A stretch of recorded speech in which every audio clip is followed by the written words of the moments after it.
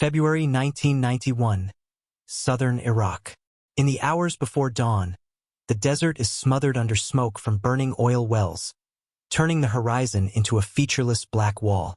Iraqi armored units, many of them veterans of the long Iran-Iraq War, sit dug in along prepared defensive lines. These crews are not amateurs.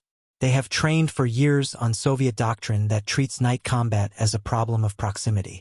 If you cannot see the enemy cannot see you. Engagements happen inside 2,000 meters.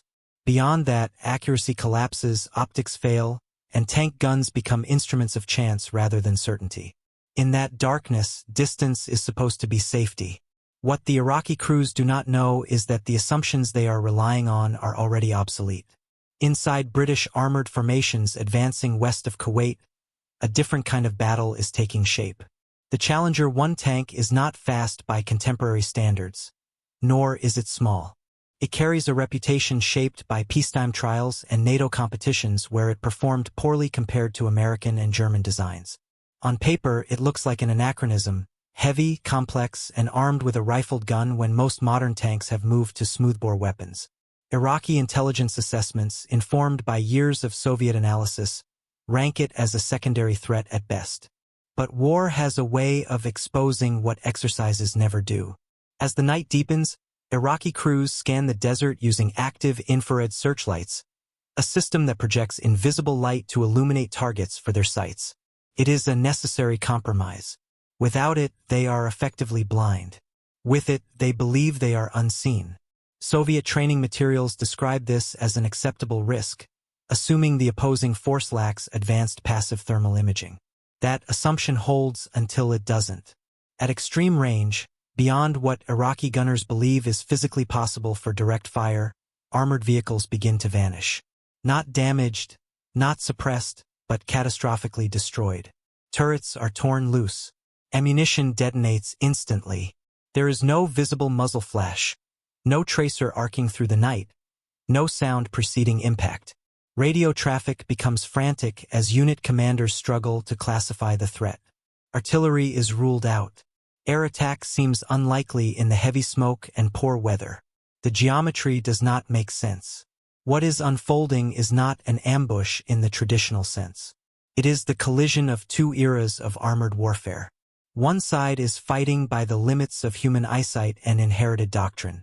The other is fighting with sensors, fire control mathematics, and engagement envelopes measured in miles rather than meters. The battlefield has expanded, silently and invisibly, while one side remains unaware that the rules have already changed. The Iraqi brigade commanders attempt to impose order, but the reports coming in from the line defy established categories. Tanks are being hit cleanly through frontal arcs from distances that exceed every range table they have memorized. Crews insist the impacts are coming from beyond 3,000 meters. Some claim 4. A few, in moments of panic, say even farther. These figures are dismissed at first, written off as stress or miscalculation. Soviet doctrine is explicit on this point. At extreme range, dispersion turns armor-piercing rounds into statistical weapons. Even a well-trained gunner cannot reliably hit a stationary tank at night from that distance, let alone destroy it with a single shot. Yet the losses continue, spaced out with unsettling regularity. This is not saturation fire. It is deliberate, paced, and precise. The key difference is invisible to the Iraqi crews. British Challenger units are not searching the darkness with light. They are observing heat. The thermal observation and gunnery sight, known as TOGs, does not care about smoke, shadows, or camouflage. It renders engines, exhaust systems, and even recently disturbed sand as glowing signatures against a cooler background. A tank that believes itself concealed behind a berm appears clearly outlined on a monochrome screen. When Iraqi crews activate their infrared searchlights, those beams do not illuminate the enemy. They advertise their own position with devastating clarity. Range, once thought to be the great equalizer, now works in reverse. The Challenger 1's fire control system integrates laser rangefinding, atmospheric sensors, and ballistic computation in a way that was still rare at the start of the 1990s. Wind speed, air temperature, barrel wear, and ammunition type are factored automatically. The gunner is no longer estimating corrections through experience alone. The system calculates a firing solution and stabilizes the gun accordingly. At long range, where human intuition fails, mathematics takes over. Equally important is the Challenger's armament philosophy. While many NATO tanks adopted smoothbore guns optimized for high-velocity fin-stabilized rounds, the British retained a rifled 120mm gun. This choice was controversial, but it allowed for exceptional accuracy at extended ranges and the use of a wider variety of ammunition types. Stability over distance, not just raw muzzle velocity, becomes decisive. From the Iraqi perspective, none of this is visible. They experience the effects without understanding the mechanism. Tanks reverse from hull-down positions, attempting to break contact, only to be struck again moments later. Return fire is sporadic and ineffective. Without passive thermal sights, Iraqi gunners cannot acquire targets they cannot see. They are firing into darkness measured in kilometers, hoping for coincidence rather than control. By the time dawn begins to dilute the smoke, the psychological damage is already done. Units that expected to trade fire at close range have been dismantled without ever identifying the shooter. What they believed was a temporary technological disadvantage is revealing itself as a structural one. The battlefield is no longer bounded by vision. It is bounded by computation. As daylight slowly pushes through the smoke, the scale of the engagement becomes visible in fragments. Destroyed Iraqi tanks lie scattered across defensive lines that were never meant to be breached from such distances. Some are intact except for a single puncture through the turret or glassy plate, evidence of a high-velocity kinetic penetrator striking exactly where it was calculated to do the most damage. Others have suffered internal ammunition detonations, their turrets displaced meters from the hull, a signature failure mode of Soviet-designed autoloaders. To British crews observing through thermal sights, these outcomes are predictable. To the Iraqis encountering them for the first time, they are inexplicable. At higher headquarters, Iraqi officers attempt to reconcile battlefield reality with doctrine. The Republican Guard had been trained to absorb initial contact, close the distance, and overwhelm opposing armor with mass and volume of fire. That concept depends on survival during the approach. What the Challenger's engagement ranges are doing is denying that approach entirely. Tanks are being destroyed before they enter their own effective firing envelope. The problem is no longer tactical. It is systemic. British armored units are operating deliberately, often from static or short-halt positions. They are not advancing aggressively. They do not need to. Their doctrine emphasizes first-shot lethality, survivability, and information dominance. Challenger crews engage, confirm destruction, and reposition only when necessary. There is no urgency because there is no pressure. Iraqi return fire rarely lands close enough to force displacement. This asymmetry is reinforced by armor protection. Challenger 1 is equipped with composite armor derived from the Chobham family, designed to disrupt both shape-charge jets and long-rod penetrators.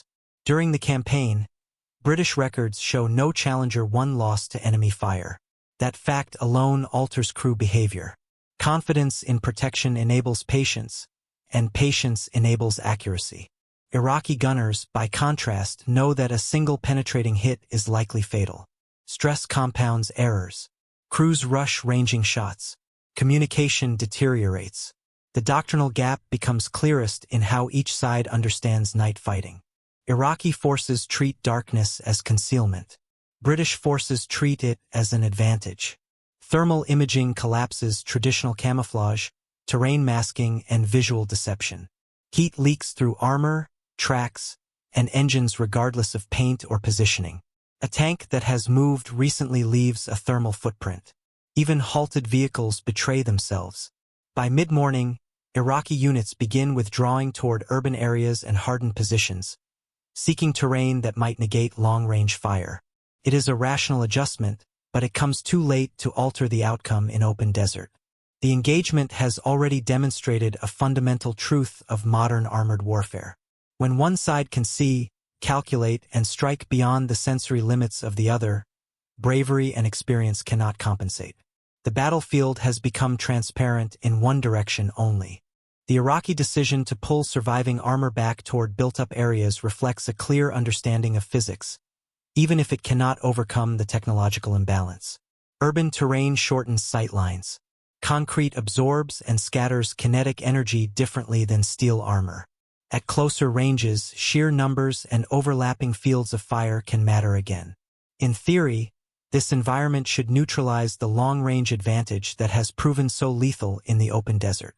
But the Challenger's effectiveness is not limited to distance alone.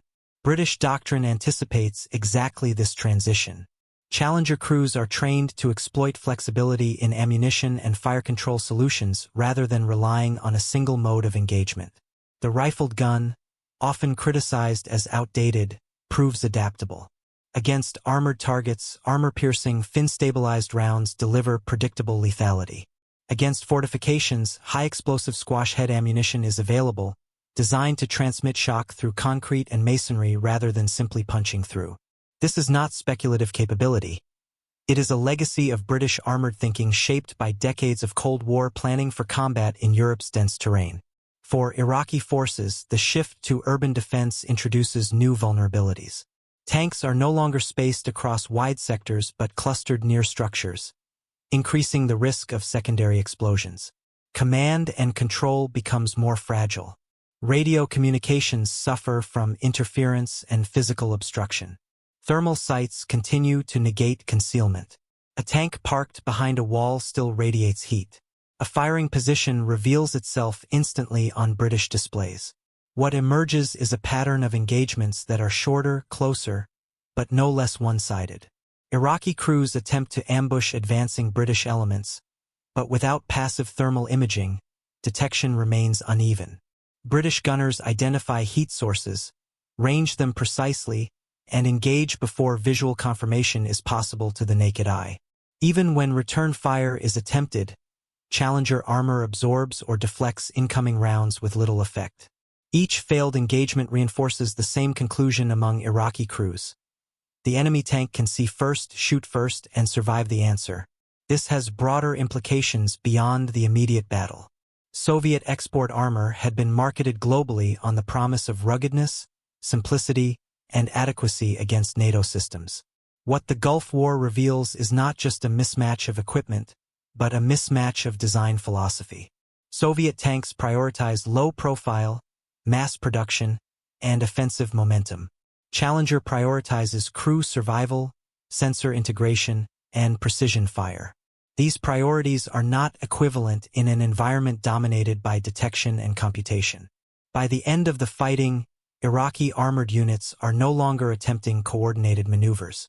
They are reacting locally, conserving fuel, avoiding movement, and abandoning vehicles when contact seems inevitable. The psychological dimension becomes as decisive as the technical one. A tank that cannot be trusted to protect its crew or strike back effectively becomes a liability.